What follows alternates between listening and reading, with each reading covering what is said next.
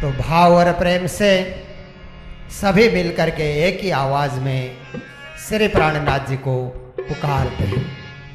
श्री प्राणनाथ कृपालु भजो जनित ताप निवारणं करितारताम्र प्रकाश धरितनु अखिल विश्वोदाहरणं श्री ब्रह्म ज्ञान निधान गुण निधि शुभ सुमंत्र प्रचारकं निज भक्त हेतु प्रकाश करिबहु सुखद धर्म प्रचारकं भजो पांच रूप समन्वितं अति परम प्रेम सुभाजनं हरिदेव्य रूपालौकिकं चरित नूतनुराजनं श्री पार ब्रह्म स्वरूप गुरुजग प्रगट कारण कारणं जन प्रेम नेम निवारणे हृदय निसलधारणं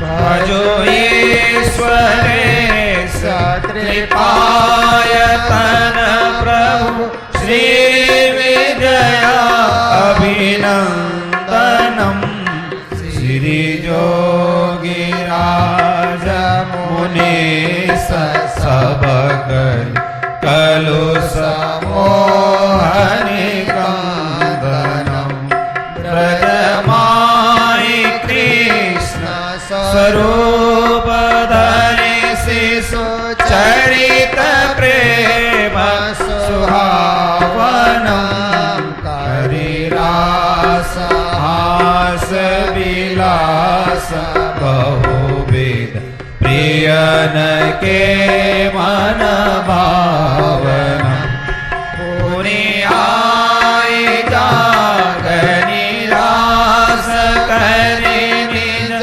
जनन मोह विनाशनं निज धाम धाम विलास सुखदय सकल सुंदर भाषणं सोपूर्ण ब्रह्म स्वरूप सतगुरु मम हृदय मंदिर भावनं बार बार बिलोकी छवि मन मुदित हो तरु पावन करि बार बार प्रणाम नमिउर गहत पादु नमाम्बुजं धरि शेष हो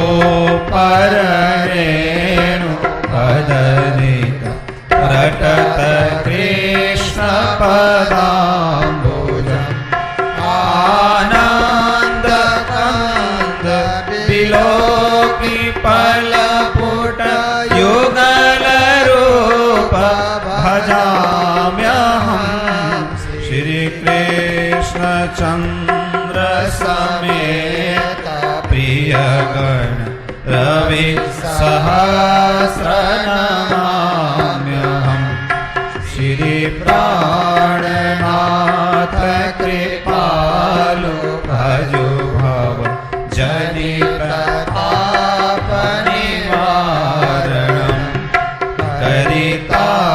करितारताम्र प्रकाश धरितनु अखिल विश्वोदाहरणं अखिल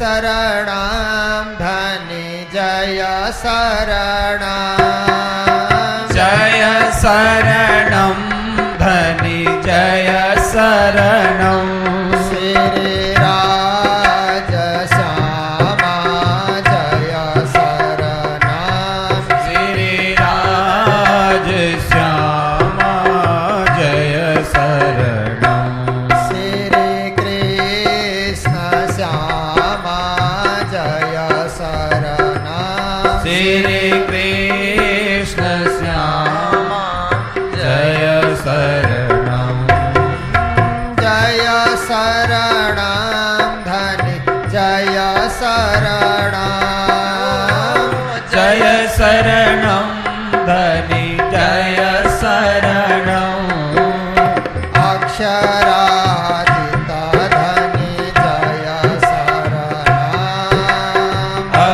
अक्षरातीत धनि जय शरणं अखण्ड आनन्द जय शरणं अखण्ड आनन्द जय शरणं जय शरणं धनि जय शरणं जय शरणं धनि जय शरणं धनि पूरण ब्रह्म जय शरणं धनि पूरण ब्रह्म जय शरणं सतचिदानन्द जय शरणं सतचित आनन्द जय शरणं जय शरणं धनि जय शरणं जय शरणं धनि जय शरणं प्रभु प्राणनाथ जी जय शरणं प्रभु प्राणनाथ जी जय शरणं निज ज्ञानदाता जय शरणं निज ज्ञानदाता जय शरणं जय शरणं धनि जय शरणं जय शरणं धनि जय शरणं निज नाम दाता जय शरणं निज नाम दाता जय शरणं निज धाम दाता जय शरणं निज धाम दाता जय शरणं निज आनन्द दाता जय शरणं निज आनन्द दाता जय शरणं जय शरणं धनि जय शरणं जय शरणं धनि जय शरणं जय शरणं धनि जय शरणं जय शरणं धनि जय शरणं श्रीराज श्यामा जय शरणं श्रीराज श्यामा जय शरणं श्री कृष्ण श्यामा जय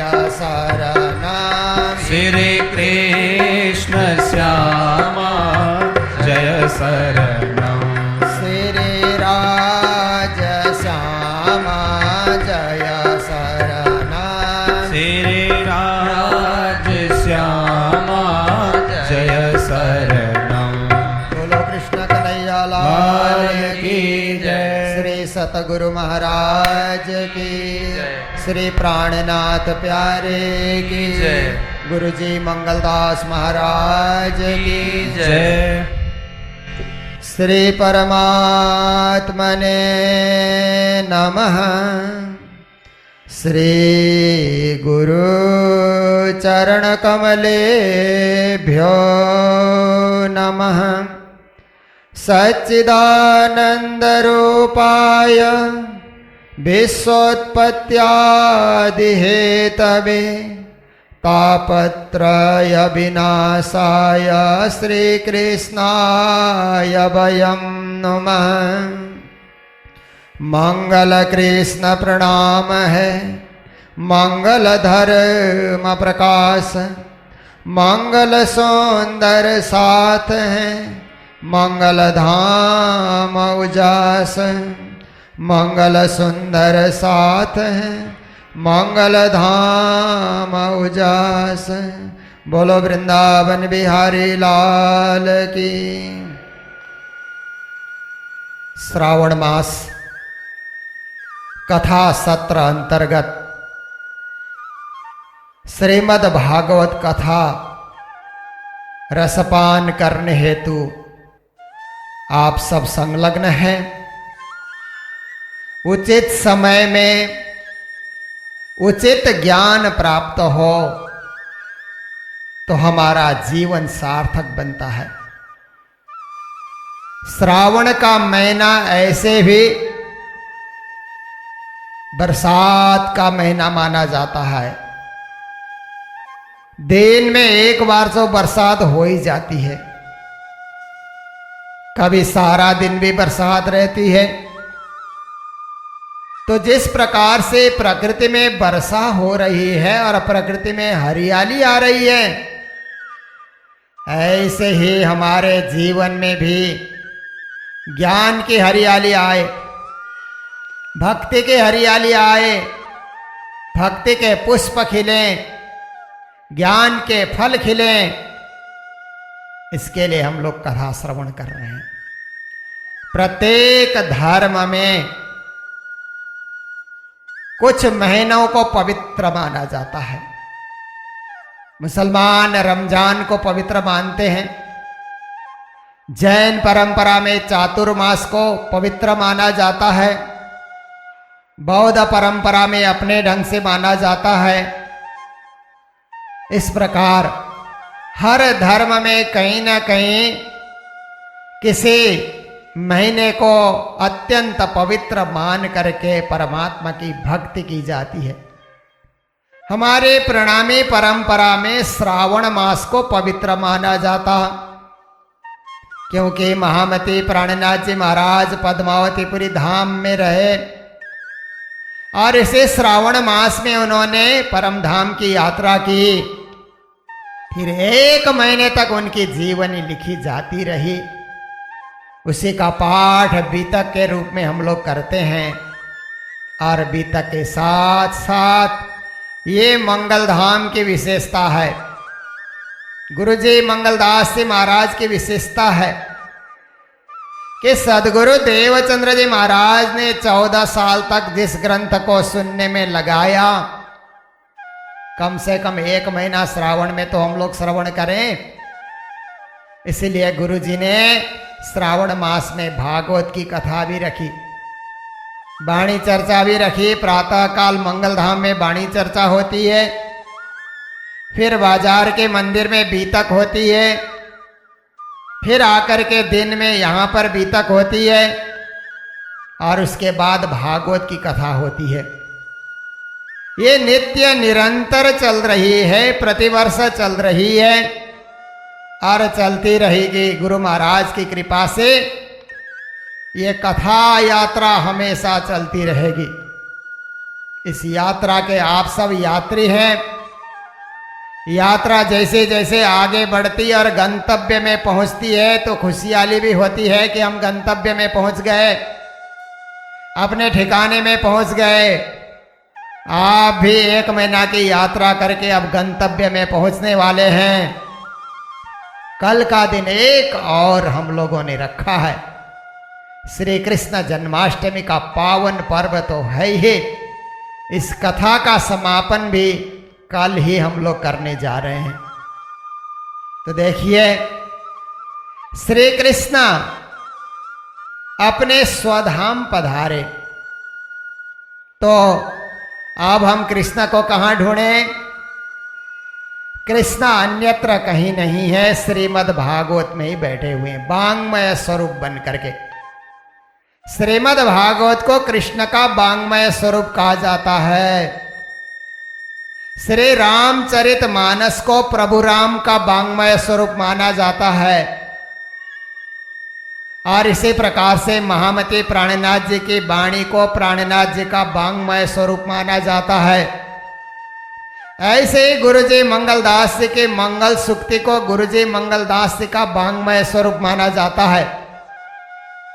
आज गुरुजी को हम कहाँ ढूंढेंगे? उनके उपदेश को कहाँ सुनेंगे? मंगल सूक्ति पढ़ते जाएं तो अपने सामने गुरुजी होने का अनुभव होगा। हम पारायण पढ़ना प्रारंभ करें, वाणी पढ़ना प्रारंभ करें तो महामती प्राणनाथ जी हमारे सन्मुख खड़े हैं, ऐसा अनुभव होता है।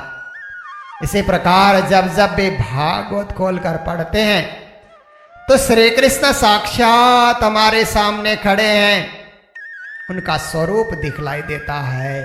कृष्ण कहीं गए नहीं, श्रीमद् भागवत में ही विद्यमान हो गए।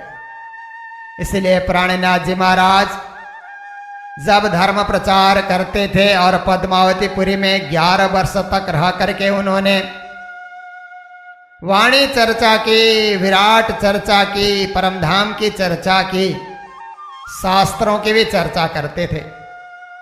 तो प्राणनाथ जी महाराज जब चर्चा करते थे तो भागवत गीता के रहस्य काढ़ सुनावे श्रीराज, हजूर हमेशा रहते हैं मिश्र गोविंद इनकाज।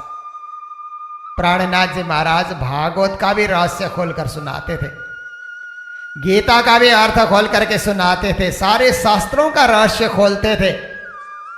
और उनके बड़े बड़े चेले वहां पर बैठ करके, शिष्य समुदाय वहां बैठ करके उनके मुखार बिंद से विनिश्रित शास्त्रों का रहस्य हृदयंगम करते थे, जीवन में पालन करते थे। क्योंकि प्राणनाथ जी महाराज कहते हैं, जिन जानो शास्त्रों में नहीं है शास्त्र में सब कुछ, पर जीव सृष्टि क्या जान है जिनकी अक्ल है तुझ। कहते हैं शास्त्रों में कुछ नहीं है ऐसा न कहो, शास्त्रों में सब कुछ है, उसे समझने की अक्ल होनी चाहिए। कई लोग शास्त्र को पढ़ते हैं और कहते हैं यहां कुछ नहीं लिखा है, हमको कुछ नहीं मिला। ये तो आपकी अक्ल नहीं है। आप तारतम रूपी चाबी लेकर के शास्त्रों का अध्ययन करो, आपको शास्त्र के माध्यम से ही परमात्मा का नाम, परमात्मा का धाम, परमात्मा की लीला, परमात्मा का स्वरूप का पता लग जाएगा। शास्त्र तो हमारे लिए ऐना के समान है, उसमें परमात्मा का स्वरूप दिखलाई देता है। तो ऐसे श्रीमद् भागवत का 12 स्कंद प्रारंभ करने जा रहे हैं, क्योंकि श्रीमद् भागवत में 12 स्कंद हैं। तो ये 12वें स्कंद को सबसे अंतिम स्कंद माना जाता है। कहते हैं स्वधा मानुगते कृष्णे यदुवंश विभूषणे कस्य वंशो भवत पृथ्व्या मेतदा चक्ष में मुने। राजा परीक्षित ने कहा, हे मुनि महाराज, जब श्री कृष्ण अपने धाम में चले गए तो पृथ्वी पर किसके वंश ने राज किया? कृपा करके आप बताएं।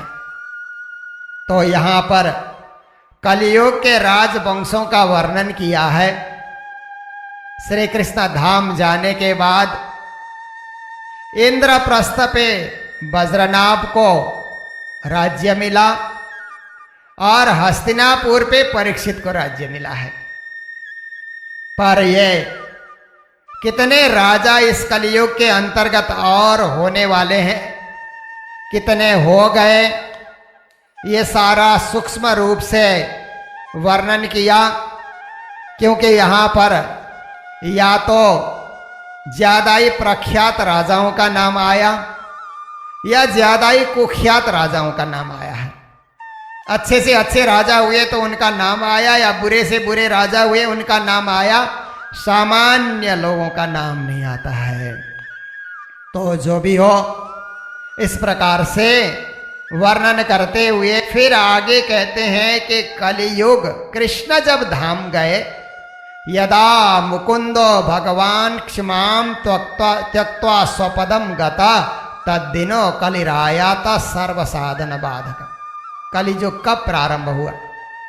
जब कृष्ण भगवान ये धरती को छोड़ करके अपने धाम पधारे, उसी दिन से कलियुग ने प्रवेश किया। तो कलियुग आने के बाद संसार की स्थिति क्या हुई, यहां इस अध्याय में उस पर प्रकाश डाल रहे हैं सुखदेव मुनि महाराज। कहते हैं, हे राजा परीक्षित, समय बड़ा बलवान होता है और समय परिवर्तित होते रहता है। ज्यों ज्यों घोर कलियुग आता गया, त्यों त्यों उत्तरोत्तर धर्म, सत्य, पवित्रता, क्षमा, दया, आयु, बल और स्मरण शक्ति का लोप होता जाएगा। धीरे धीरे ये चीजें लोप हो जाएंगे। कलियुग में जिसके पास धन होगा उसी को कुलीन माना जाएगा, देखिए, और उसी को सदाचारी माना जाएगा, उसी को सद्गुणी माना जाएगा। कलियुग में जिसके पास शक्ति होगी वही न्याय करेगा, वही धर्म की व्याख्या करेगा और अपने अनुकूल व्याख्या करेगा। फिर विवाह के संबंध में कहा कि कलियुग में कुलशील योग्यता आदि की परख नहीं होगी। युवक और युवतियां परस्पर रुचि के हिसाब से विवाह करेंगे। फिर कहते हैं कि इस कलियुग के अंतर्गत व्यवहार की निपुणता, सच्चाई, ईमानदारी नहीं रहेगी। लोग छल और कपट से व्यवहार करेंगे और जो छल कपट करते हैं उनको ही व्यवहार कुशल माना जाएगा। और इस कलियुग के अंतर्गत स्त्री और पुरुष का संबंध भी उस प्रकार का प्रगाढ़ नहीं रहेगा जो अन्य युगों में रहा है। केवल मात्र एक संबंध उनका पारस्परिक बना रहेगा, आपस में इतना प्रेम उनमें नहीं होगा। फिर कहते हैं कि कलियुग में ब्रह्मचारी, सन्यासी इत्यादि भी अपने वस्त्र, दंड, कमंडल इत्यादि जो हैं वो मात्र पहचान के रूप में वो धारण करेंगे, उनके वास्तविक नियम को वो अंगीकार नहीं करेंगे। फिर कहते हैं कलियुग जैसे बढ़ेगा तो घूस देना और घूस दे करके धन खर्च करके समर्थ बनना, और जो घूस देने में असमर्थ है वो अदालत में भी हार जाएगा। जो ज्यादा घूस दे सकेगा अपने पक्ष में न्याय दिलाएगा। कलियुग में बोलचाल में जो लोग चालाक होंगे उन्हीं को पंडित माना जाएगा, और बाकी जो ज्यादा नहीं बोल पाता है उसको असाधु अथवा उसकी महिमा नहीं होगी। कलियुग में गरीब होगा तो उस गरीब की पूछ कहीं नहीं होगी, कोई उसको पूछेगा ही नहीं।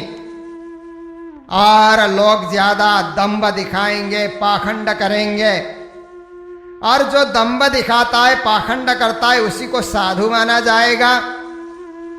विवाह के लिए भी कोई विधान नहीं रहेगा, संस्कार इत्यादि की आवश्यकता नहीं रहेगी, और बहुत सारे लोग अपने बाल संवारने वाले, कपड़े लत्ते सुंदर पहनने वाले, और इस प्रकार से जो स्नान करके इत्र इत्यादि लगाते हैं उन्हीं को लोग बड़ा समझेंगे, यही सबसे बड़ा है ऐसा मानेंगे।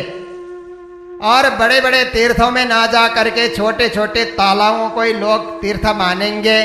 गंगा गोमती माता पिता की उपेक्षा करेंगे, सिर पर लंबे लंबे बाल रखेंगे।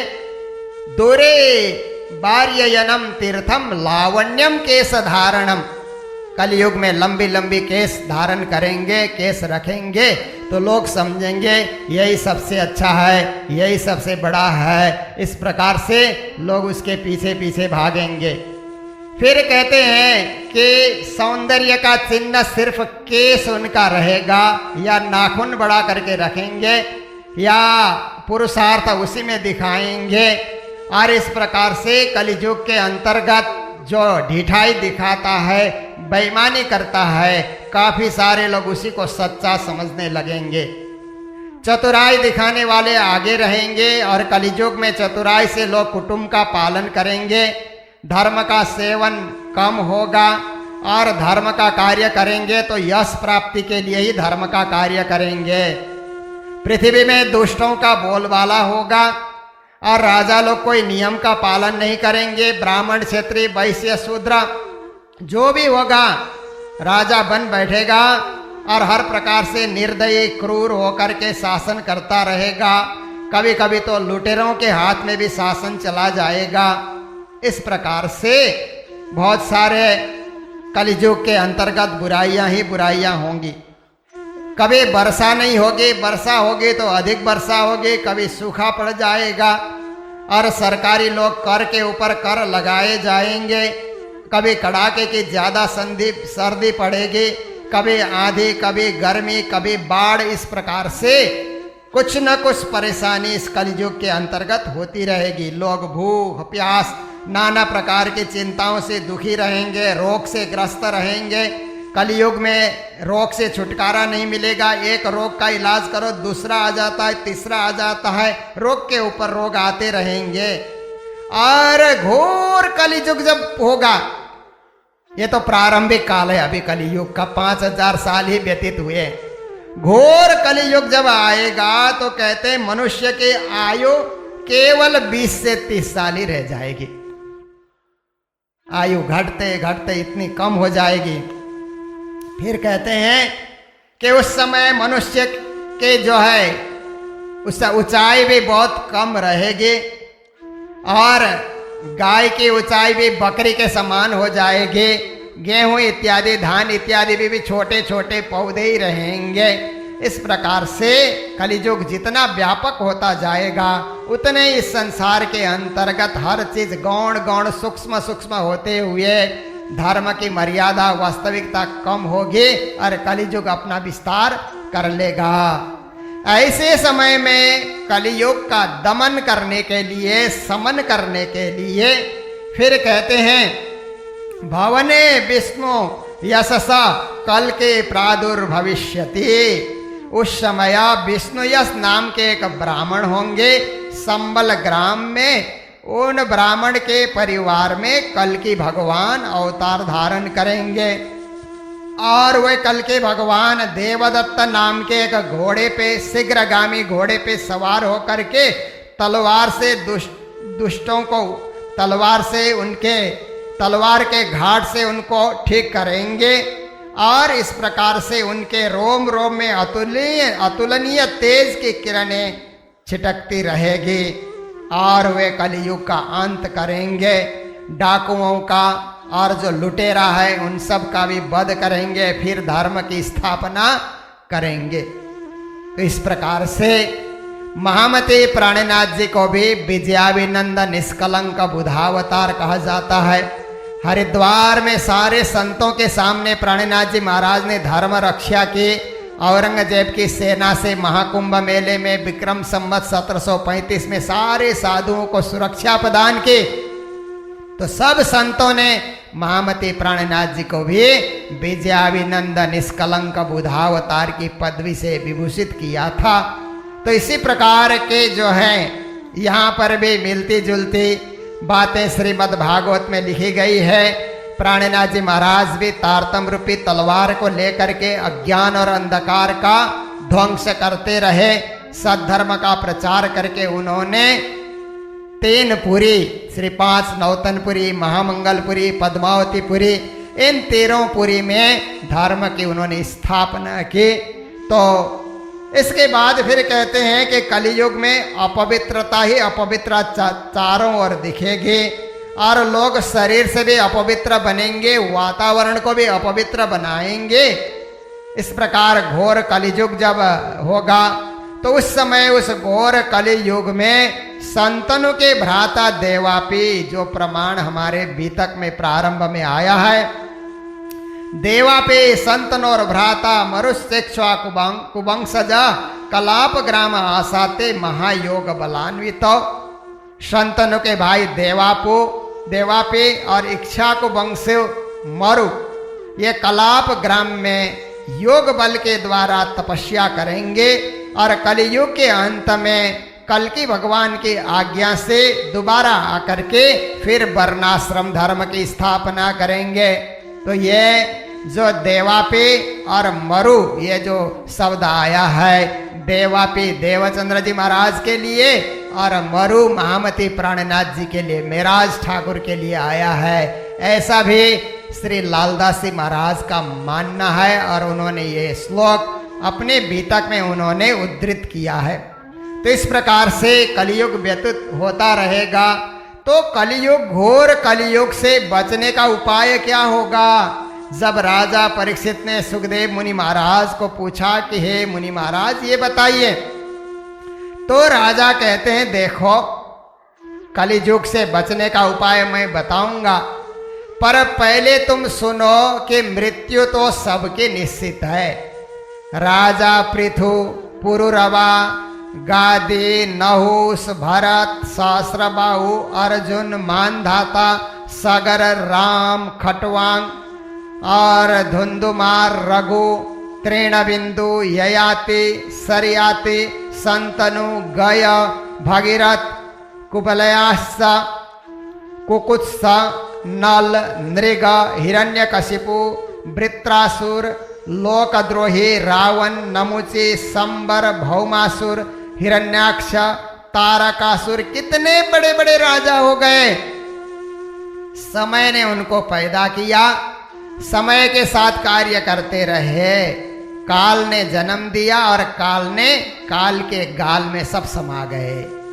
दाताओं मई पमान धाताओं दिलीप जैसे जाके गुण अजहूल दीप दीप छाए हैं। बलि ऐसो बलवान भयो जहान बीच रावण समान प्रतापी को जग जायो। बाण के कलान में सुजान द्रोण पारत से जाके गुण दीन दयाल भारत में गायो हैं।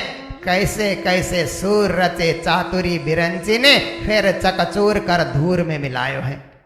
एक कवि कहता है संसार में कितने वीर हो गए, कितने सूर हो गए, पर एक दिन सब के सब चकनाचूर होकर के इसी धरती में समा गए।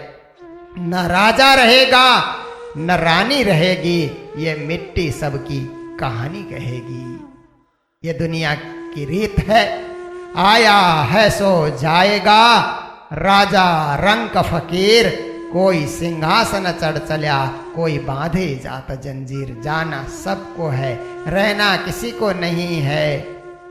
जाना है रहना नहीं, मरना बीसों बीस, 2 दिन के जीवन में मत भूलो जगदीश।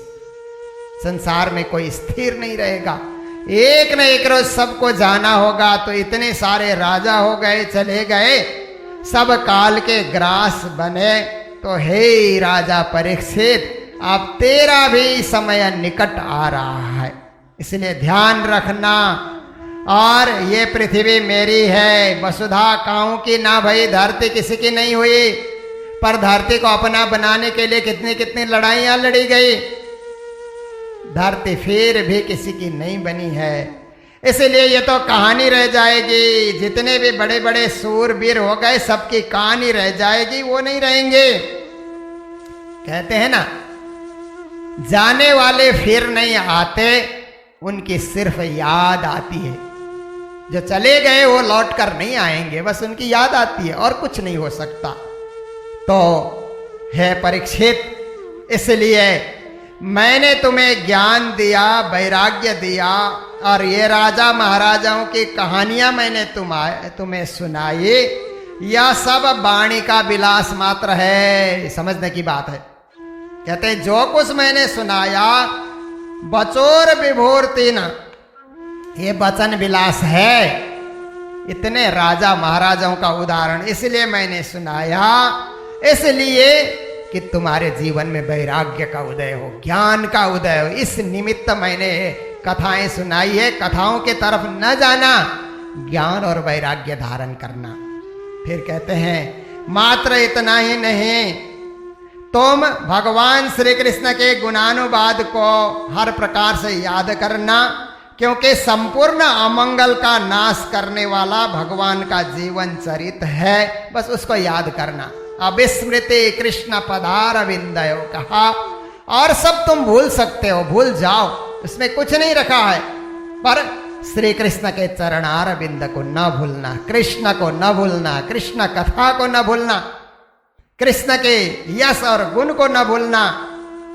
फिर राजा कहते हैं कि हे मुनि महाराज, आपने तो मेरे नेत्र खोल दिए, इतनी सुंदर सुंदर बातें आपने समझाई, मैं धन्य हो गया। सुखदेव कहते हैं सत्य, दया, तप और दान ये वे कलयुग में कम होता जाएगा, और यहाँ पर धर्म की जगह अधर्म बढ़ जाएगा। असत्य, हिंसा, असंतोष, कलह ये दुनिया में ज्यादा दिखलाई देंगे। और फिर कहते हैं कि इंद्रियों में भी सतगुण का प्रभाव जब होता है तो उस समय सतगुण के प्रभाव से अच्छा काम करना, शुभ काम करना, लौकिक पारलौकिक जीवन को सुधारना। जब रजगुण सवार हो जाता है तो अनेक प्रकार के काम, क्रोध इत्यादि आने लग जाते हैं। जब तमगुण का प्रभाव होता है तो असंतोष, दंभ, मद, मत्सर इत्यादि आकर के सताने लग जाते हैं। इसलिए हमेशा सतगुणी भाव रखना, रजगुणी और तमोगुणी भाव तुमको न सताए। फिर कहते हैं कि तस्मात् सर्वात्मना राजन, हे राजा, अब मैं ज्ञान के सिंहावलोकन कर रहा हूं, अंतिम अध्याय में पहुंच चुका हूं।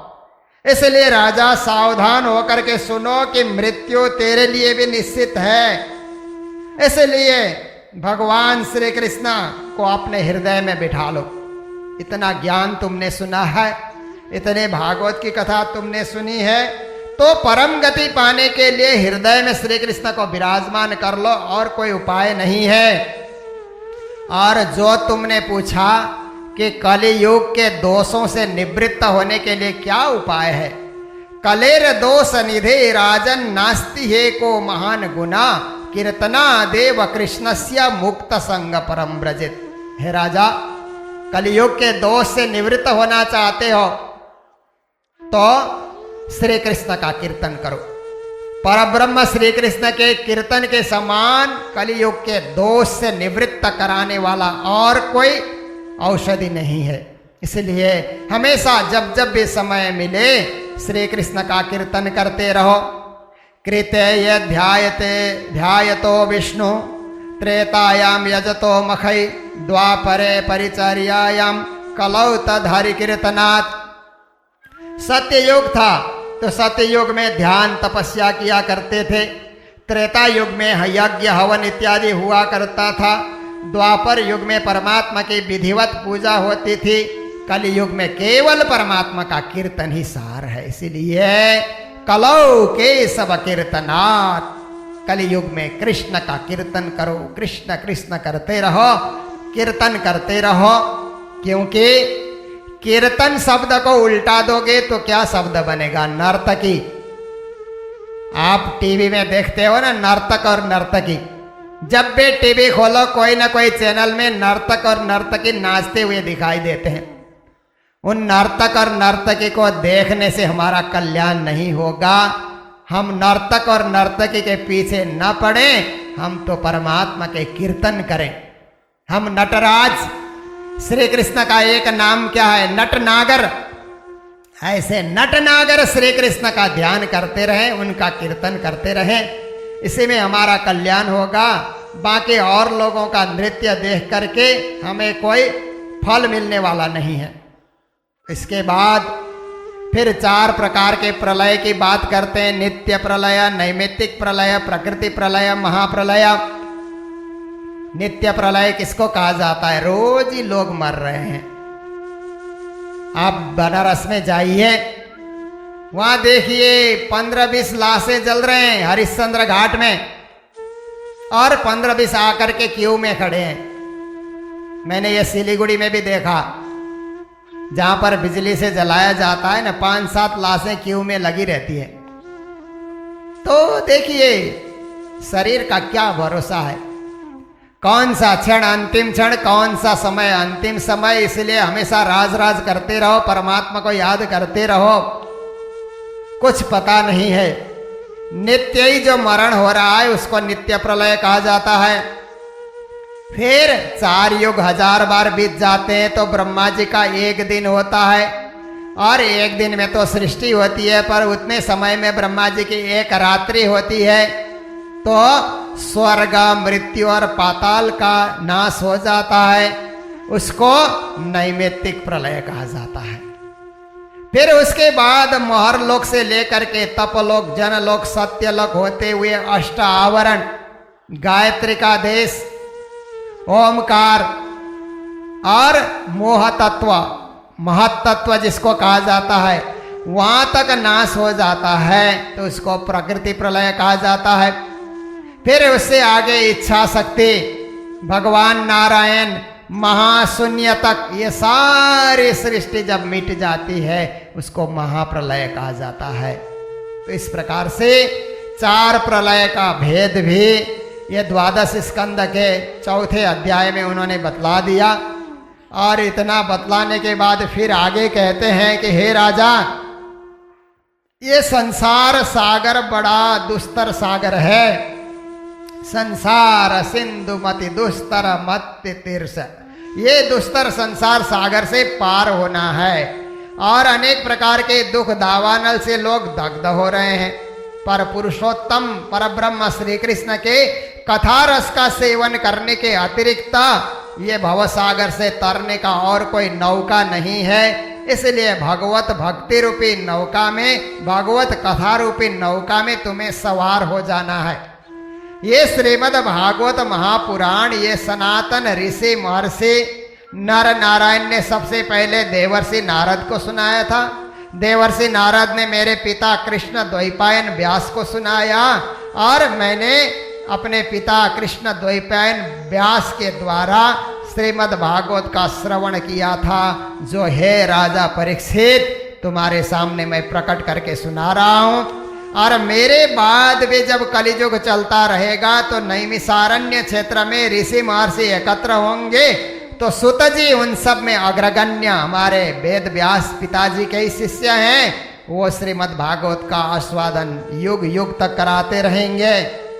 फिर उसके बाद सुखदेव मुनि महाराज अब अंतिम उपदेश देने लगे राजा परीक्षित को कि हे राजा, तुम तो राजन मरिष्य से पशु बुद्धि में इमाम जहे, न जाता प्राग भूतोद्या देववत्वम न नांक्षसी। कहते हैं हे राजा, मैं मर जाऊंगा, मेरा शरीर मर जाएगा, क्या होगा मेरा, कौन सी गति होगी, इस प्रकार से खेद व्यक्त न करो। हे राजा, अब मरने का भय तुम्हें नहीं होना चाहिए। मैंने ऐसा तुमको ज्ञान दिया है, तुम अब अभय हो गए, निर्भय हो गए, हर प्रकार से काल के भय से तुम ऊपर उठ चुके हो। इसलिए मैं मरूंगा और तक्षक आकर के मुझे डसेगा, इस प्रकार का देह बुद्धि, ये तो पशु बुद्धि है, इस पशु बुद्धि को त्याग दो और तुम परमात्मा की भक्ति में एकाकार हो जाओ। क्योंकि ये तक्षक आकर के डसना ये तो मात्र निमित्त है, उससे पहले आत्मा को जगा दो, उससे पहले आत्मा को परमात्मा के चरणों में लगा दो। इतना राजा परीक्षित को सुखदेव मुनि महाराज समझा रहे हैं और कहते हैं कि इस प्रकार से चिंतन करते हुए तुम मन में बार बार यही सोचो। भागवत सुनने के बाद भागवत का फल यही है कि तुम बारंबार सोचते रहो, अहम ब्रह्म परम धाम ब्रह्माहम परमम पदम। इस प्रकार से तुम बारंबार सोचते रहो कि मैं ब्रह्म स्वरूप हो गया हूं, परम धाम मेरा घर है। देखिए श्रीमद् भागवत में परम धाम शब्द आया है, अहम ब्रह्म परम धाम, मेरा अपना धाम परम धाम है। भले ही राजा परीक्षित परम धाम जाएं न जाएं, वैकुंठ तक ही जाएं, पर भागवत सुनने वाले सदगुरु श्री देवचंद्र जी महाराज के शिष्यों को तो उसी परम धाम में जाना है जो असली मूल मुकाम है। इसलिए हमें भी भागवत सुन करके यही समझना होगा, अहम ब्रह्म, इसकी जगह अहम ब्रह्म सृष्टि, परम धाम हमारा परम धाम है, ब्रह्माहम परमम पदम, हमारा परम पद क्या है, ब्रह्म का चरणारविंद प्राप्ति करना, मूल मिलाव में जागना, वही हमारा परम पद है। तो हे राजा, तुम भी यही बार बार चिंतन करो, अपने को ब्रह्म स्वरूप बना लो। इस तरह से उन्होंने शिक्षा दी, और शिक्षा देने के बाद फिर राजा परीक्षित कहने लगे, सिद्धोस्यनो गृहीतोस्मि भवता करुणात्मना। हे मुनि महाराज, आपके करुणा और आपकी कृपा से मैं सिद्ध हो गया हूं और मैं आपसे अनुग्रहित हूं। इतना बड़ा ज्ञान आपने दे करके मेरी आत्मा का कल्याण किया, हमेशा आपके मैं अनुग्रहित हूं, कृपा का पात्र हूं। मैं अब सिद्ध बन गया हूं और अब मेरे अंतर्गत किसी प्रकार का अब कोई सांसारिक भावना नहीं है, मैं ब्रह्ममय बन गया हूं। अब मेरे अंतर्गत ब्राह्मी भावना ही आ रही है। आपके मुखारविंद से भागवत सुनने का जो मुझे ये पुण्य अवसर प्राप्त हुआ, और ये श्रीमद् भागवत के पद पद में पुरुषोत्तम परब्रह्म श्री कृष्ण के लीला का वर्णन है, और आप जैसे आत्मराम पुरुष मेरे सामने आए सुनाने के लिए। मैं तो परेशान हो रहा था कि 7 दिन में मेरा कल्याण कैसे होगा। सब ऋषि महर्षियों ने मुझे निराश कर दिया था कि हम जीवन भर तपस्या कर रहे हैं, हमें आत्मा कल्याण प्राप्ति नहीं हुई, तो तुम्हें 7 दिन में कहाँ से आत्मा कल्याण की प्राप्ति होगी। सब ने मुझे घबरा दिया था। उसी समय आप प्रकट हो गए, आप मेरे सामने आए और कृपावान बन करके आपने श्रीमद् भागवत की दिव्य कथा मुझे सुनाई। अब तक्षक आएगा, मुझे डसेगा, और ये मृत्यु का मुझे कोई भय है नहीं। मैं अभय हो गया हूँ, और हर प्रकार से अब मैं कुछ नहीं बोलूँगा। आपने इतना मुझे सुना दिया कि अब मैं क्या बोलूँ। आपकी प्रशंसा करने के लिए मेरे पास शब्द ही नहीं है, बस मौन हो करके मैं ध्यान मग्न हो जाता हूँ। आप मेरे गुरु हैं, श्री कृष्ण मेरे आराध्य हैं, श्री कृष्ण मेरे प्रभु हैं। इसलिए जो गुरु के शरण में चला जाता है और प्रभु का ध्यान करता है, वो कभी भवसागर में डूबेगा नहीं, वो तर जाएगा, अवश्य ही परम पद को पाएगा। अब मेरे में कोई कामनाओं का संस्कार चित्त में जरा मात्र भी नहीं है। मैं इंद्रियातीत हो गया हूँ और परमात्मा के ध्यान में विलीन हो गया हूँ। इसी प्रकार मैं प्राण का त्याग कर दूंगा।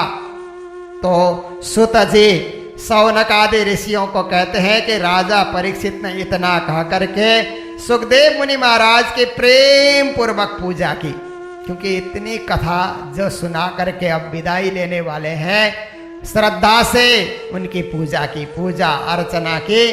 और उतना करने के बाद फिर राजा परीक्षित से विदा लेकर के सुखदेव मुनि महाराज भी जगामा भिक्षुवे साकम नरदेवे न पूजिता। कहते हैं सुखदेव मुनि महाराज फट से आसन से उठे, और आसन से उठ करके महात्मा त्यागे महात्मा और भिक्षुकों के साथ इतने तेजी से विदा हो गए कि बिजली चमकने की तरह किसी को पता ही नहीं लगा कि सुखदेव मुनि महाराज कहाँ पहुंच गए। फिर राजा परीक्षित ने भी अब गंगा किनारे जा करके फिर एक उन्होंने कुश का आसन सजाया और पूर्वाभिमुख होकर के वो वहाँ पर बैठ गए और वो ध्यान में मग्न हो गए। तो ऐसे समय में अब ऋषि कुमार ने, ऋषि श्रृंगी ने उनको क्रोधित होकर के श्राप दिया था। तो तक्षक आकर के डसेगा ऐसा श्राप दिया था। तो तक्षक अब घर से निकल पड़ा, सांप के रूप में नहीं, क्योंकि उसके पास सिद्धियां थी, इसलिए ब्राह्मण का रूप धारण करके अब राजा परीक्षित को डसने के लिए घर से निकल पड़ा। बीच रास्ते में आ रहा था तो एक कश्यप ब्राह्मण भी जा रहे थे। दोनों तक्षक और कश्यप की मुलाकात हो गई। तो तक्षक पूछता है कि ब्राह्मण देव आप कहाँ जा रहे हो? तो ब्राह्मण कहते हैं कि मैंने सुना है कि राजा परीक्षित को तक्षक डसने वाला है। मेरे पास ऐसी औषधि है कि जैसे वो डसेगा वो मृत्यु को प्राप्त होने की तैयारी में होंगे, तो मैं उनको औषधि करके फिर से जिंदा करूंगा। मैं राजा को जिंदा करने के लिए जा रहा हूं। तो तक्षक ने कहा राजा को जिंदा करके आप क्या करेंगे? राजा मुझे भेंट देंगे, धन देंगे, वो लेकर के लौटूंगा। तो आप क्यों जाते हैं? धन तो मैं ही आपको दे दूंगा। अच्छा, आप मुझे धन दे दोगे? ब्राह्मण था, लालची था, तो धन के लालच में आ गया। तो यहाँ पर ज्ञानीजन कहते हैं कि उस समय एक बार तो तक्षक ने पूछा कि आप कैसे जिंदा करोगे? का मैं कर सकता हूं। तो पास में एक वृक्ष था, वो वृक्ष को तक्षक ने डस लिया। डसा तो पूरा वृक्ष सूख गया, पत्ते सारे हरियाली उसकी सूख गई। और कश्यप ने अपने मंत्र शक्ति के द्वारा उस वृक्ष को उसी तरह हरा भरा बना दिया। तो देखा हो ये तो शक्तिशाली है, ये जाएगा तो मैं राजा को डसूंगा और ये तत्काल फिर से जिंदा कर देगा, इसलिए भेंट उसने दिया। तो ज्ञानीजन कहते हैं ये कथा किसने कही? कहते हैं जब वो वृक्ष को डस रहा था ना, तो एक आदमी वृक्ष में चढ़ करके लकड़ी काट रहा था। जब तक्षक ने उस वृक्ष को भस्म किया तो वो आदमी भी वहां पर जल गया। पर कश्यप ने जब मंत्र पाठ किया तो आदमी फिर से जागा और घर में आकर के उसने एक कहानी सुनाई। तो पैसा लेकर के कश्यप ब्राह्मण तो तक्षक से पैसा लेकर के घर वापिस हो जाता है। और तक्षक चला गया, ब्राह्मण के रूप में चला गया। तो सारे ऋषि मुनि घेरे हुए हैं गंगा के किनारे। कुश के आसन में राजा बैठ करके बस ध्यान में मग्न है। उसने देखा मौका पा करके डसना चाहिए, पर कैसे मैं डसूं विचार कर रहा था। तो उसी समय 7 दिन वे पूरे होने वाले हैं। शाम की बेला हो रही है, 7वां दिन पूरा हो रहा है। तो राजा परीक्षित के पुत्र का नाम था जन्मेजय। जन्मेजय ने विचार किया कि 7 दिन हो गए, तक्षक नहीं आया। जन्मेजय ने चारों ओर पहरा भी रखा था कि कोई सांप को घुसने नहीं देना इस एरिया में। तो तक्षक आया नहीं। अब पिताजी बच गए, 7 दिन का श्राप अब कट गया, ऐसा सोच करके खुशहाली में एक फूल की माला जन्मेजय ने पिताजी राजा परीक्षित को फूल की माला पहनाई। तो तक्षक ने उसी समय ब्राह्मण का रूप छुपा करके छोटे से एक कीड़े के रूप में वो फूल में प्रवेश कर गया। और जैसे ही पिताजी के गले में वो डाल रहे थे, उसी समय भयंकर तक्षक का रूप लेकर के उसने डसा। जैसे डसा, राजा का वो शरीर तो खाक हो जाता है, परंतु शरीर खाक होने से पहले ही उनकी आत्मा कृष्ण के ध्यान करते हुए कृष्ण के धाम में जा चुकी थी। इसलिए वो ये इसको मरण नहीं कहा जाता है। मरने से पहले उन्होंने अपने आत्मा को परमात्मा के धाम में लगा लिया था, इसलिए उनकी आत्मा तो सीधा वैकुंठ धाम में चली जाती है, केवल उनका शरीर रह जाता है। फिर जन्मेजय ने सोचा अरे ये तक्षक कहाँ से घुसा। फिर उन्होंने सारे ब्राह्मणों को बुला करके कहा कि जिस तक्षक ने छल से मेरे पिता को डसा है, मेरे पिता को मारा है, अब सारे सर्पों को यज्ञ करके यज्ञ में सबको जला दिया जाएगा। सब सर्प को अग्निकुंड बना करके हवन कर दिया जाएगा, सर्प यज्ञ किया जाएगा। उन्होंने ब्राह्मणों को बुलाया, बड़े बड़े ज्ञाता ब्राह्मण ऋत्विज इत्यादि वहां पर इकट्ठे हो गए। और राजा जन्मेजय के आदेश से सर्प यज्ञ प्रारंभ किया तो सर्प आ करके उस हवन कुंड में गिर जाते हैं, जल करके भस्म हो जाते हैं। पर फिर भी तक्षक नहीं आया, कहाँ छुप गया, क्योंकि उसके पास जो है हर प्रकार की सिद्धियां भी थी। कहाँ छुपा पता ही नहीं लगा। तो जन्मेजय कहते, ब्राह्मणों तक्षक का हवन करो, मैं अपने आंखों से देखना चाहता हूं कि जिसने हमारे पिताजी का जो है डस करके प्राण लिया है, मैं उसको मरते हुए देखना चाहता हूं। ब्राह्मण लगाओ, जोर लगाओ, अपने शक्ति, अपने मंत्र शक्ति के द्वारा उसको बुलाओ, आह्वान करो उसका। तो ब्राह्मणों ने भी उस समय जोर लगाया तो तक्षक तो स्वर्ग में जाकर के इंद्र के सिंहासन के नीचे छुप करके बैठा था, डर के मारे कि शायद यहाँ उसका असर नहीं होगा। पर ब्राह्मणों ने मंत्र पाठ करके सिंहासन सहित इंद्र को भी हवन कुंड में उतारना चाहा तो सिंहासन ही आ जाएगा, तो तक्षक कहाँ से बचेगा। इस प्रकार से जब सिंहासन को ही उन्होंने उतारना चाहा तो इंद्र का सिंहासन भी डोलने लगा। इंद्र सोचने लगे ये क्या हो गया। तो उसी समय इंद्र अपने गुरु को पुकारने लगे, तक्षक भी भयभीत हो गया। तो गुरु बृहस्पति जी वहां आ गए और राजा जन्मेजय को कहते हैं, बेटा ये जन्म और मरण ये किसी के हाथ में नहीं है, ये प्रारब्ध से मिलता है। कब किसका जन्म हो, कब किसका मरण हो, ये तो मात्र तक्षक तो निमित्त बना हुआ है। परीक्षित का जाने का समय आ गया था, इसलिए अब तुम ये यज्ञ, सर्प यज्ञ बंद करो। ये तक्षक को यहाँ हवन करने से कुछ होने वाला नहीं है, इसलिए तुम समझो मैं ज्ञान दे रहा हूँ, मैं इस परंपरा का गुरु हूँ, इसलिए मेरे आदेश को मानो। बहुत सारे निरपराधी सर्पों को भी तुमने जलाया क्रोधवश, ऐसा काम नहीं होना चाहिए। राजा को तो दयालु बन करके सब जीवों के ऊपर दया करते हुए राज्य संचालन करना चाहिए। गुरु बृहस्पति ने बीचे में आकर के रोक दिया। तो जन्मेजय भी कहते हैं, गुरुदेव अगर आपका ऐसा ही आदेश है तो आपके आदेश का पालन होगा। फिर इसके बाद यहाँ पर अब और भी बहुत सारे प्रसंग, वेद, एक वेद से 4 वेद कैसे बने, ये भी अब पहले के कथा सुनाने वाले सुखदेव जी और परीक्षित, तो अब सुखदेव जी भी यात्रा में चले गए, राजा परीक्षित भी अपने धाम को चले गए, पर सुत जी शौनकादि ऋषियों को नैमिषारण्य क्षेत्र में यही भागवत सुना रहे हैं। तो आगे का प्रसंग वो सुनाते जाते हैं।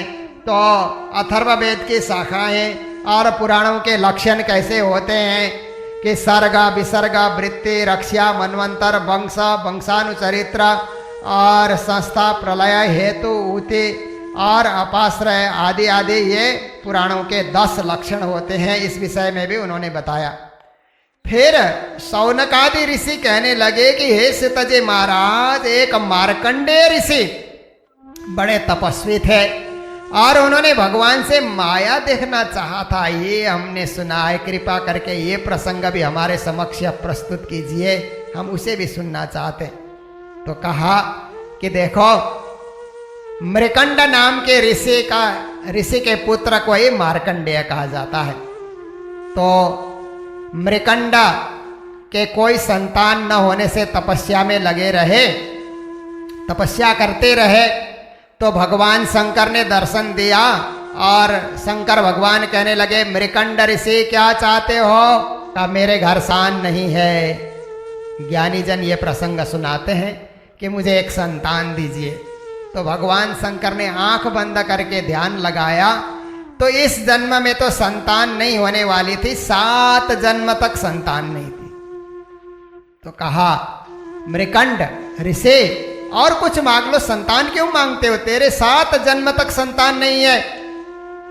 कहा प्रभु आशुतोष, भगवान शंकर, कुछ भी हो, मुझे तो एक पुत्र दीजिए, आप कृपा कीजिए, आप सब कुछ कर सकते हैं, मुझे तो पुत्र के मुंह का दर्शन करना है, पुत्र का मुंह देखना है। बार बार रोने लगे, आग्रह करने लगे। तो शिव जी ने कहा, यदि तुम इतना आग्रह करते हो तो 5 साल के लिए मैं एक पुत्र दे सकता हूं। 5 साल पुत्र का सुख मिलेगा, फिर मर जाएगा, तब मेरे को नहीं पुकारना। कहा, हे भगवान, 5 साल भी तो पुत्र का सुख मिलेगा और मुझे क्या चाहिए, नहीं होने से तो वो अच्छा है। 5 साल तक उसका स्नेह करता रहूंगा, उसका मुंह देखता रहूंगा। तो घर लौट करके आए और ऋषि पत्नी ऋषि दोनों भगवान शंकर की उपासना करते थे। 1 साल व्यतीत हुआ तो पुत्र का जन्म हुआ और मृकंड ने अपने ही नाम से मिलता जुलता नाम पुत्र का भी रखा, मार्कंडेय। और वह मार्कंडेय छोटे थे, बड़े सुंदर थे, देखने में सुंदर, भगवान के आशीर्वाद से जन्म हुआ है और हर विद्या को सीखने वाले, पिताजी जैसे पाठ करते हैं, पूजा करते हैं, सब कार्य में संलग्न रहते हैं। तो मृकंड ने क्या किया कि बेटा प्रणाम करना, अभिवादनशीलस्य नित्यम वृद्धोपसेविना चत्वारि तस्य वर्धन्ते आयुर्विद्या यशो बलम। अपने से बड़े को प्रणाम करना, उससे आयु बढ़ती है, विद्या बढ़ती है, यश बढ़ता है, बल बढ़ता है। मार्कंडेय भी ऐसे करने लगे। तो 4 साल के हो गए थे तो मृकंड सोचते हैं अब 1 साल ही जिंदा रहेगा। बड़े मन ही मन उनको दुख भी होता है। तो उसी रास्ते से नारद जी निकले। तो मार्कंडेय 4 साल के बालक ने, पिताजी ने सब कुछ संस्कार सिखाया था, दौड़ करके जाकर के प्रणाम कर लिया। तो नारद जी ने इधर सोचा न उधर सोचा, कहा, चिरंजीवी भव बेटे, चिरंजीवी भव, जुग जुग जियो बेटे, जुग जुग जियो। आशीर्वाद दे दिया। तो मृकंडा आकर के अलग से नारद जी को पूछते हैं, जिसको आपने आशीर्वाद दिया ये बालक कौन है, आपको पता है? नारद जी ने ध्यान दृष्टि से देखा तो ये तो वही बालक है जो 5 साल के लिए भगवान शंकर ने जन्म दिया था। ओहो, भगवान से अब लड़ाई हो जाएगी, महा मुश्किल होगा। नारद जी बहुत विचार करते रहे, मैं तो यहाँ आकर के फंस गया। फिर उन्होंने विचार किया, अब कुछ और मुझे लोगों को और ऋषियों को भी फंसाना होगा। 4 सनकादिकों के पास गए और कहने लगे, सनकादिकों संसार देखने चलो, मृत्यु लोक में बड़े तपस्वी और ऋषि महर्षि हैं, वहाँ के नदी नाला कंदराओं को देखो। आप लोग तो केवल यहाँ तपलोक में बैठ करके तपस्या कर रहे हो। सनकादि कहने लगे, नारद हम तो अभी मार्ग भी नहीं जानते हैं, तुम लेकर के जाओगे तो चलेंगे। कहा, मैं जरूर लेकर के जाऊंगा। इधर उधर घुमाया और 4.5 साल के हो गए थे, अब तक केवल 6 महीने जिंदा रहने वाले हैं। जब उनके घर के करीब पहुंचे तो नारद जी ने कहा कि कितने मैं आप सबके आगे आगे चलूं, अब आप लोग आगे चलिए ना, मैं पीछे चलता हूं। 4 सनकादिकों को आगे किया।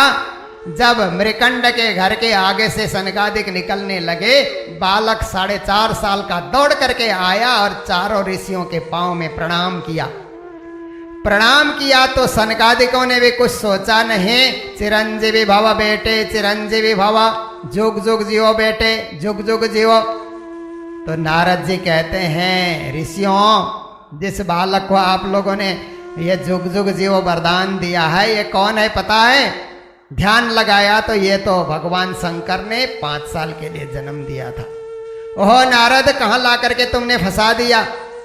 नारद कहते हैं, मैं पहले फंस गया था, इसलिए आप लोगों को भी फंसाया। नारद, ये उल्टा काम तुम क्यों करते हो?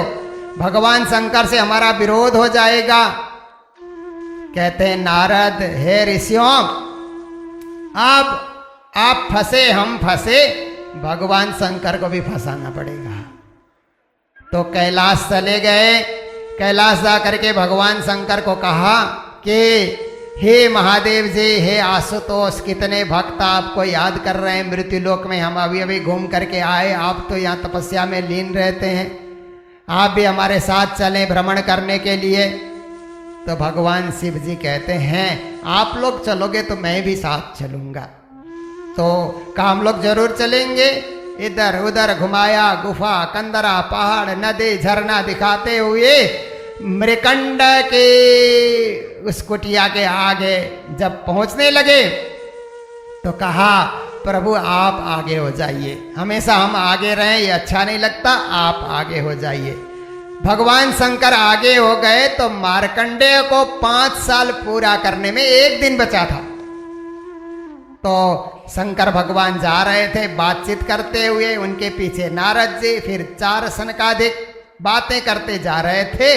बालक दौड़ करके आया और भगवान शंकर के पांव में लौट गया। उसने दंडवत प्रणाम किया तो भगवान शंकर ने आगे पीछे कुछ सोचा नहीं, चिरंजीवी भव बेटे चिरंजीवी, जुग जुग जियो बेटे जुग जुग जियो। तो नारद कहते हैं प्रभु आपको भोलेनाथ कह करके दुनिया पुकारती है, वास्तव में आप भोले ही हैं, ये बालक कौन है आपने विचार किया है? शंकर जी ने ध्यान लगाया तो ये तो वही बालक था जो 5 साल के लिए जन्म दिया था और कल 5 साल का होने वाला था। कहते नारद तुमने फंसाया यहां ला करके, अब दुनिया मुझे क्या कहेगी, ऋषि महर्षि क्या कहेंगे, देवता लोग क्या कहेंगे, ब्रह्मा विष्णु, कि ये भगवान शंकर तो वरदान देते हैं और अपने वरदान को बदल भी देते हैं, मेरी हंसी हो जाएगी। कहा प्रभु आपसे विरोध होगा करके हम आपको ले आए, हम लोग भी इसी तरह फंसे हुए हैं, हम लोगों ने भी उसको इसी तरह वरदान दे रखा है, सनकादिकों ने भी दिया है। तो शंकर भगवान कहने लगे नारद अब क्या होगा?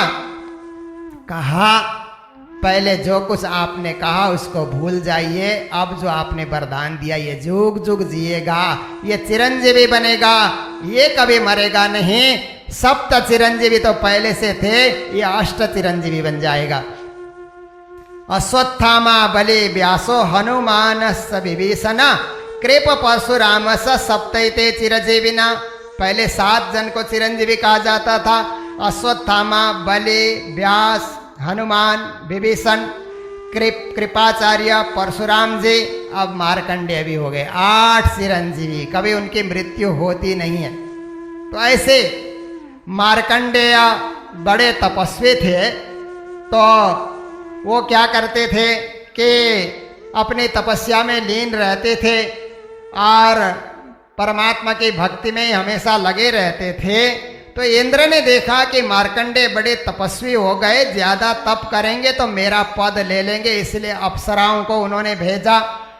पुष्पभद्रा नदी के किनारे उनका आश्रम था, तो एक चित्रा नाम की शिला के ऊपर बैठ करके तपस्या कर रहे थे। अब स्वर्ग से अप्सरा इत्यादि वहाँ उनको ध्यान डिगाने के लिए आते हैं और आकर के कामदेव भी शोषण, दीपन, सम्मोहन, तापन, उन्मादन आदि आदि बाणों का प्रहार, 5 बाणों का प्रहार करते हैं। ऋषि के ऊपर कोई असर नहीं पड़ा, अपने ध्यान में ही लीन रहे। तो ऐसे समय में वो भी वापिस स्वर्ग चले जाते हैं। फिर नर नारायण भगवान ने देखा कि मार्कंडेय की तपस्या अधिक हो गई, वरदान देना चाहिए। नर नारायण भगवान आकर के कहते हैं बरम ब्रूहि मार्कंडेय क्या वरदान चाहिए? तो मार्कंडेय ने नर नारायण भगवान की स्तुति की, उनकी सेवा की और हर प्रकार से आप महान हैं, आप आराध्य हैं, इस प्रकार से प्रार्थना की। और प्रार्थना करने के बाद उन्होंने कहा कि प्रभु यदि आप वरदान देना चाहते हैं तो आप अपनी माया दिखाइए हमें। जैसे माया में बड़े बड़े ऋषि मुनि मोहित हो जाते हैं, वो माया क्या है, माया के दर्शन कराइए। कहा तथास्तु, माया के दर्शन कर पाओगे। वरदान दिया, नर नारायण भगवान अपने बद्रिका आश्रम लौट गए। अब मार्कंडेय सोच रहे हैं कि कब माया भगवान दिखाएंगे, विचार कर रहे थे अपने आश्रम में बैठ करके। संध्या के समय में पुष्पभद्रा नदी के तट पर बैठ करके भगवान का ध्यान लगा रहे थे। जोर की आंधी चलने लगी, ऐसी आंधी तूफान आया, इतनी बारिश हुई कि पूरा वो स्थान जलमग्न समुद्र के समान हो गया और ऋषि भी उसमें बहने लगे। बहते बहते पानी में चारों ओर पानी पानी पानी की लहरें हैं, भयंकर आवाज और ध्वनि कानों में पड़ती है। बड़े बड़े मगरमच्छ निगलना चाहते हैं। इस प्रकार से पृथ्वी से स्वर्ग तक सारा कुछ डूब गया क्या, ऐसा उनको जल प्रलय का अनुभव होता है। और महामुनि मार्कंडे उसी में डूबे जा रहे हैं, उतरने के लिए चेष्टा करते हैं, परंतु अंधकार छा जाता है, कहीं उतरने के लिए कुछ उनको स्थान नहीं दिखलाई देता। इस प्रकार भटकते भटकते काफी समय बीतने के बाद एक बरगद का पेड़ दिखलाई दिया। उसके हरे हरे पत्ते दिखलाई देते हैं तो सोचते हैं कि इसी पेड़ के डाली को पकड़ करके मैं अब जीवित रहूंगा, अन्यथा जिंदा रहने के लिए कोई आश्रय नहीं है।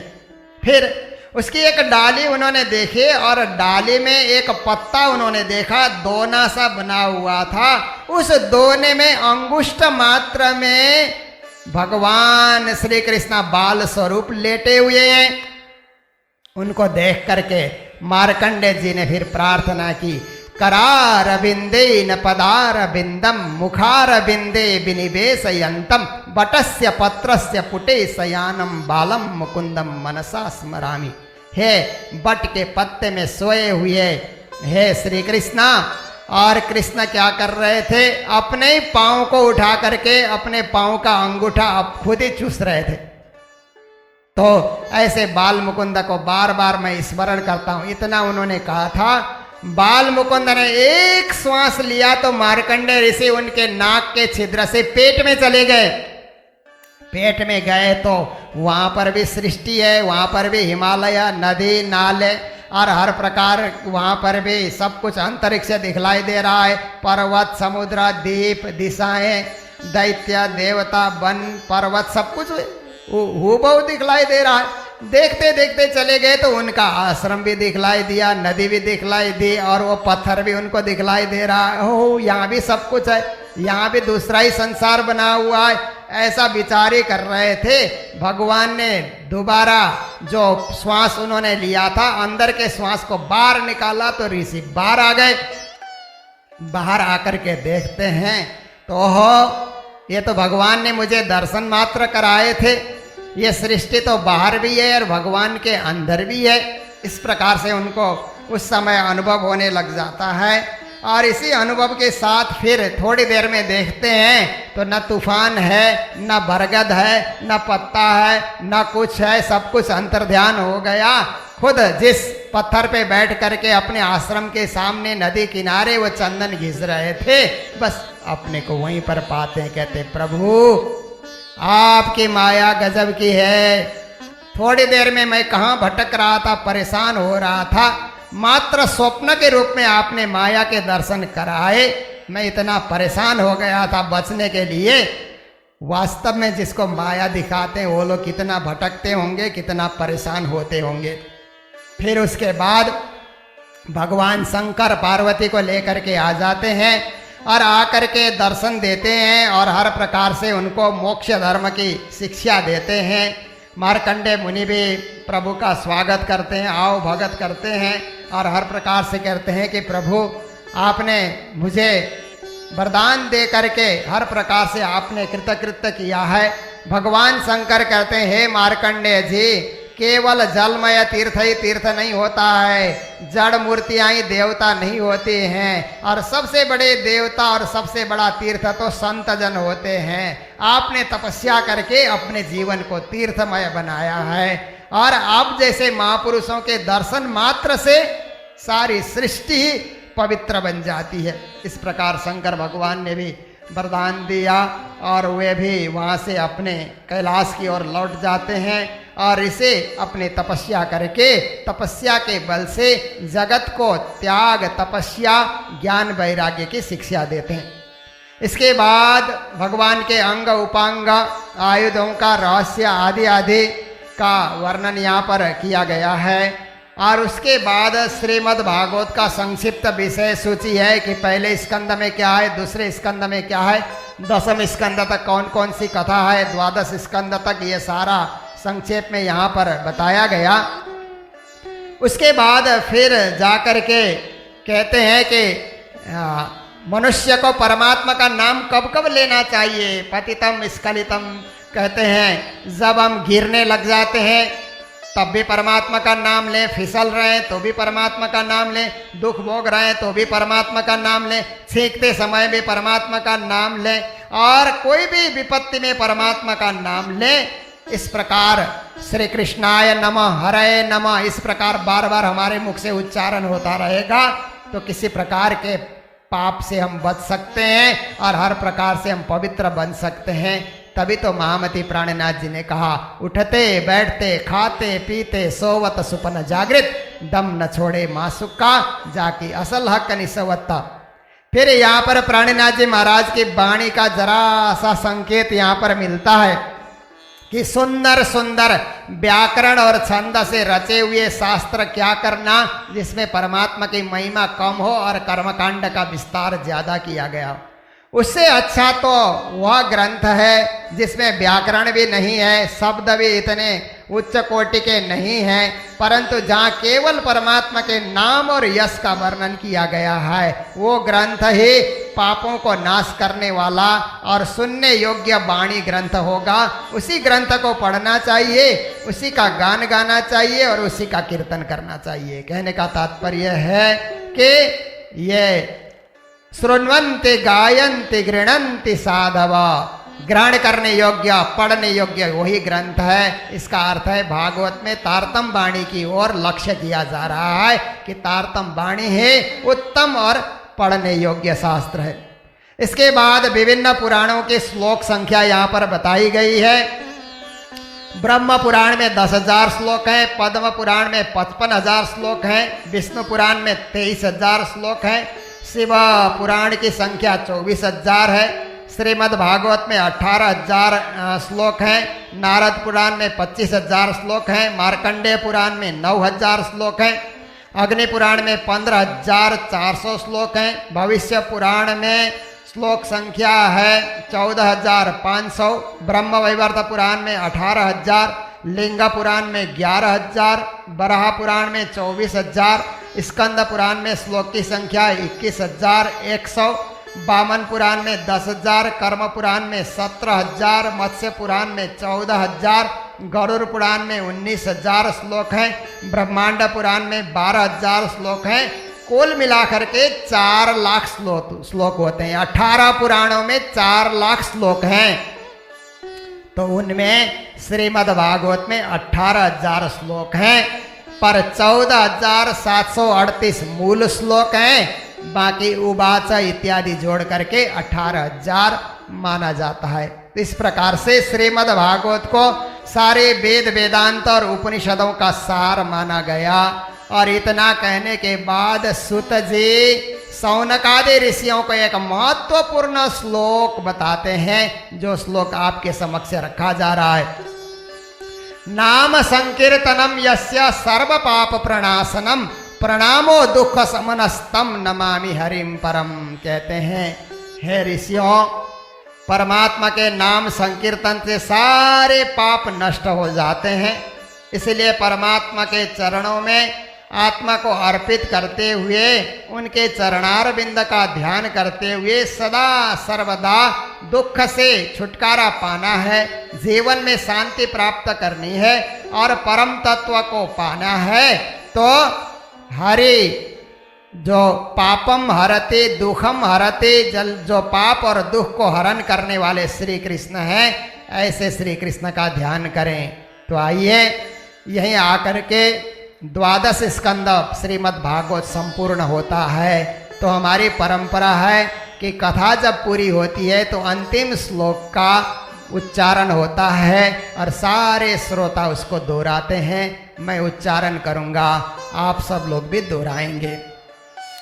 नाम संकीर्तनम यस्य, नाम संकीर्तनम यस्य सर्व पाप प्रणाशनम, सर्व पाप प्रणाशनम प्रणामो दुख समनस, प्रणामो दुख समनस, तं नमामि हरिं परम, तं नमामि हरिं परम, तं नमामि हरिं परम, तं नमामि हरिं परम। तो इस प्रकार से परमात्मा का नाम संकीर्तन करते हुए हर प्रकार से हम पवित्र बन सकते हैं। तो हमारे लिए तो कीर्तन है। गुरुजी मंगलदास महाराज ने जो मंत्र हमें दिया, श्री कृष्ण सच्चिदानंद पार ब्रह्मा पूर्ण परमात्मा, इसी नाम को भज भज के सदा सुख ले हुए आत्मा, इसी नाम का हम लोग संकीर्तन करेंगे। मैं आपको सूचित कर रहा हूं कि स्कंद पुराण में वर्णित महात्म्य के 4 अध्याय बचे हैं जो कल आपको सुनाया जाएगा। भागवत का महात्म्य 4 अध्याय में और बचा है, कल इसी समय 3 से 5 बजे के बीच में सुनाया जाएगा। सबसे पहले आरती पूजा होगी, उसके बाद हमारे हरिद्वार से आए हुए स्वामी सच्चिदानंद जी के प्रवचन होंगे आधा घंटा के लिए, क्योंकि बीतक की कथा हमारे पुजारी जी गगन मिश्र जी आज ही पूर्ण कर चुके हैं। तो कल 3:15 से 3:45 बजे तक स्वामी जी के प्रवचन होंगे और 3:45 से 4:30 बजे तक लगभग मैं ये 4 स्कंद महात्म्य सुनाऊंगा। उसके बाद रुमाल चढ़ाया जाएगा बीतक में और भागवत में, फिर सामूहिक आरती होगी और कृष्ण जन्म की आरती भी कल हम लोग दिन में ही कर रहे हैं। कल रात्रि को कोई कार्यक्रम नहीं है। परिस्थिति को देखते हुए हम लोगों ने सारा कार्यक्रम 6 बजे तक पूर्ण करने का निश्चय किया है। तो जन्माष्टमी की आरती भी हम लोग कल करेंगे, भागवत की आरती भी करेंगे, जीवन को धन्य बनाएंगे। तो आप सब लोग बड़े भाव और प्रेम से फिर 29 तारीख को 9 से 11 बजे तक नंद उत्सव का भव्य कार्यक्रम यहाँ रहेगा, उसमें भी सहभागी बनेंगे। कल प्रातः काल हम लोग प्रतिवर्ष शोभा यात्रा निकालते थे, कल प्रातः काल शोभा यात्रा भी नहीं निकाल रहे हैं, हम लोग मंदिर में ही परिक्रमा करेंगे।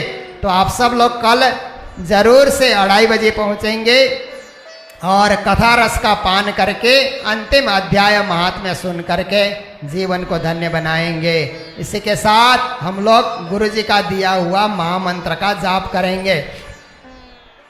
श्री कृष्ण सच्चिदानंद पार ब्रह्मा पूर्ण परमात्मा, श्री कृष्ण सच्चिदानंद पार ब्रह्मा पूर्ण परमात्मा, श्री कृष्ण सच्चिदानंद पार ब्रह्मा पूर्ण परमात्मा, श्री कृष्ण सच्चिदानंद पार ब्रह्मा पूर्ण परमात्मा, श्री कृष्ण सच्चिदानंद पार ब्रह्मा पूर्ण परमात्मा, श्री कृष्ण सच्चिदानंद पार ब्रह्मा पूर्ण परमात्मा। इसी नाम को भज भज के सदा सुख ले हे आत्मा, इसी नाम को भज भज के सदा सुख ले हे आत्मा, श्री कृष्ण सच्चिदानंद पार ब्रह्मा पूर्ण परमात्मा, श्री कृष्ण सच्चिदानंद पार ब्रह्मा पूर्ण परमात्मा, पूर्ण परमात्मा, पूर्ण परमात्मा। बोलो कृष्ण कन्हैया लाल की जय। पूर्ण ब्रह्म परमात्मा श्री राज्य महाराज की जय। गुरु जी मंगलदास महाराज की जय। श्रीमद् भागवत महापुराण की जय। श्री मंगल धाम की जय। श्री कृष्ण प्रणामी धर्म की जय। हिंदू सनातन धर्म की जय। समस्त सुंदर साथ की जय। आज के आनंद की प्रणाम।